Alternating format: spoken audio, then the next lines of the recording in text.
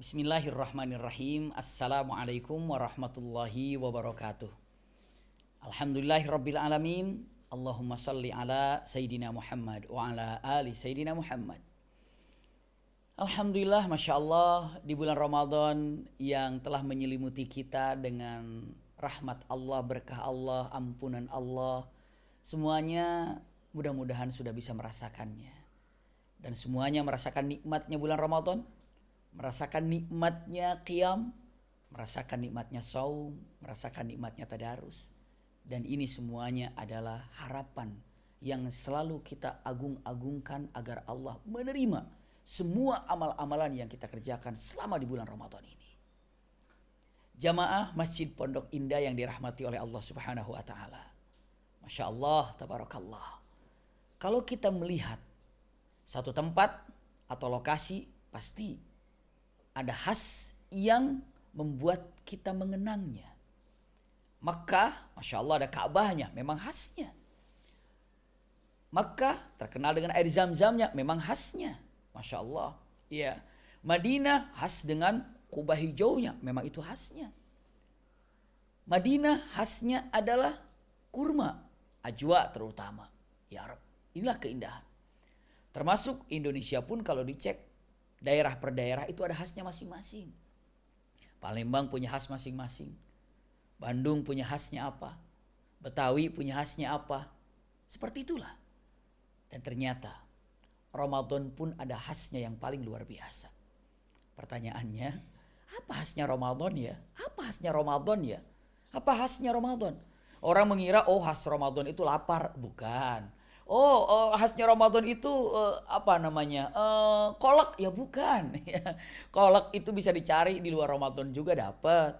Iya, lapar bisa dicari di luar bulan Ramadan juga. Tapi ada khas yang memang karena inilah Ramadan ada. Apa coba? Al-Quran mengatakan syahru Ramadan alladzi unzila fihil Quran. Karena bulan Ramadan ini adalah bulan di mana diturunkannya Al-Quran. Inilah yang terpenting dan terindah. Kalaulah seandainya ketika ada orang pulang dari Mekah ini, waduh 9 jam sampai 12 jam berangkat ke kota Mekah, tiba-tiba pulang ke Indonesia, kamu bawa apa dari Mekah? Nggak bawa apa-apa, rugi loh. Kenapa? Nggak bawa apa-apa khasnya Mekah. Zam-zam nggak bawa? Enggak. La haula wala quwata illa billah, rugi 9 jam perjalanan pulang nggak bawa apa-apa.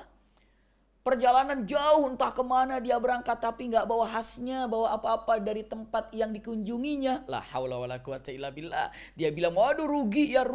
Kenapa? Sudah sampai ke tempat tujuan, di situ khasnya apa? Ternyata tidak merasakannya. Perjalanan yang jauh, begitu sampai rugi kalau kita tidak mendapatkan khas daripada tempat yang dikunjungi. Bayangkan, kalau seandainya kita mengadakan satu perjalanan, dan perjalanan ini jaraknya, jauhnya sangat jauh sekali. Sampai perlu waktu kira-kira 11 bulan lamanya untuk sampai ke tempat tujuan itu. Kira-kira kita begitu sampai selama perjalanan 11 bulan sampai ke tempat itu. Kira-kira, waduh rugi kalau kita sampai ke perjalanan yang 11 bulan itu sampai ke tempat tujuan itu kita gak dapat apa-apa di tempat itu. Khasnya apa? Bayangkan perjalanan kita jauh bulan Ramadan, 11 bulan sampai ke bulan Ramadan. Setelah itu 11 bulan lagi sampai ke bulan Ramadan. Rugi kalau seandainya begitu sampai ke 11 bulan di bulan Ramadan, sudah perjalanan 11 bulan nih, sampai ke bulan Ramadan gak dapat apa-apa, rugi. Apa khasnya itu dia? Apa khasnya Al-Quran? Al-Quran khasnya. Maka indah sekali, alangkah baiknya kalau kita menjadi ahlul Quran. Ahlul Quran itu apa? Pujian dari Allah. Ahlul Quran itu bukan hanya sekedar keluarga Al-Quran, tapi ahlul Quran.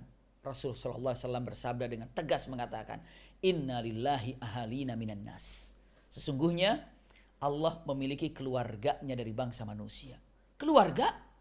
Kok Allah punya keluarga? Bukankah Allah ini Al-Ahad, Al-Fardus Samad, lam yalid wa lam yulad, iya, wa lam yakul lahu kufuwan ahad. Tapi kenapa harus punya keluarga? Ini adalah penghormatan dari Allah apabila Allah sudah mendampingkan ataupun mendekatkan nama Allah dengan sesuatu yang lain.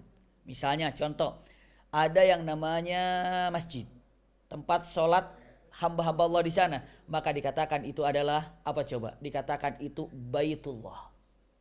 Nabi Ibrahim dikatakan Khalilullah.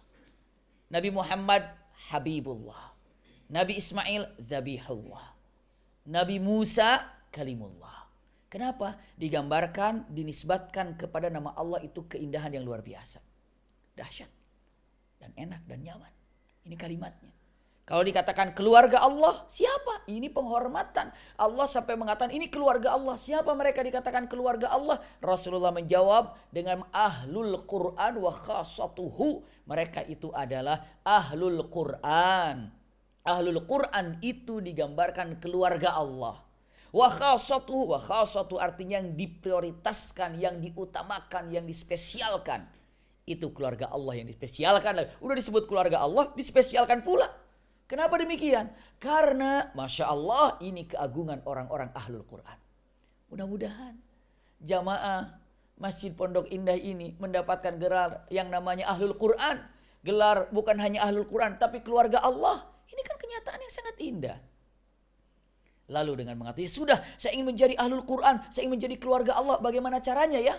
Jawabannya adalah untuk menjadikan keluarga Allah ini ada beberapa poin yang ingin disampaikan. Pertama, saya ingin jadi keluarga Al-Quran. Bagaimana caranya agar saya menjadikan keluarga Allah? Pertama, camkan baik-baik. Satu adalah punya waktu yang dikhususkan untuk membaca Quran. Punyakah kita waktu yang dikhususkan untuk baca Quran? Ini syarat pertama. Punya waktu yang khusus baca Quran. Dalam sehari saya punya waktu khusus baca Quran. Di Ramadan, di luar bulan Ramadan punya waktu khusus untuk baca Quran. Satu itu. Kedua, punya waktu khusus untuk menghafal Quran. Khususkan waktu bukan hanya untuk membaca, tapi waktunya dikhususkan untuk menghafal Quran. Itu saja? Bukan. Ambil nomor 3. Punya waktu khusus untuk memahami isi Al-Quran. Fahami Quran, waktunya dikhususkan. Hanya 3? Bukan. Ada 4 lagi atau ada selanjutnya nomor 4 apa? Waktunya mesti dikhususkan lagi nomor 4. Apa? Waktu khusus untuk mengajarkan Quran. Masya Allah. Ulangi lagi ya. Jadi Anda atau kita harus punya waktu khusus. 1. Waktu khusus untuk membaca Quran. Waktu khusus untuk menghafal Quran. Waktu khusus untuk mempelajari Quran. Dan waktu khusus untuk apa coba? Tadi memahami Al-Quran. Mempelajari memahami Al-Quran. Dan yang keempatnya waktu khusus untuk mengajarkan Quran. Ini dia. Sudahkah kita punya waktu yang dikhususkan untuk 4 ini? Kan kita ingin jadi ahlul Quran. Kan kita ingin dijadikan oleh Allah sebagai ahlullah, keluarga Allah. Tolong khususkan. Mumpung di bulan Ramadan ini khususkan semuanya. Saya mulai hari ini akan punya waktu khusus baca Quran. Saya akan khususkan waktu untuk khusus apa? Menghafal Quran. Saya akan punya waktu khusus untuk mempelajari makna Al-Quran. Dan saya harus punya waktu khusus untuk mengajarkan Quran. Masya Allah. 4 ini harus ada waktu dikhususkan.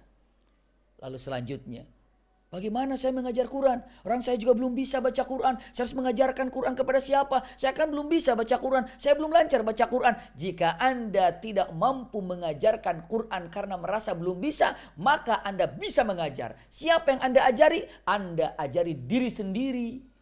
Saat Anda sedang belajar Quran, Anda sedang mengajari diri sendiri. Dan Anda saat itu sedang mengajar. Mengajar siapa? Diri ini. Siapa gurunya?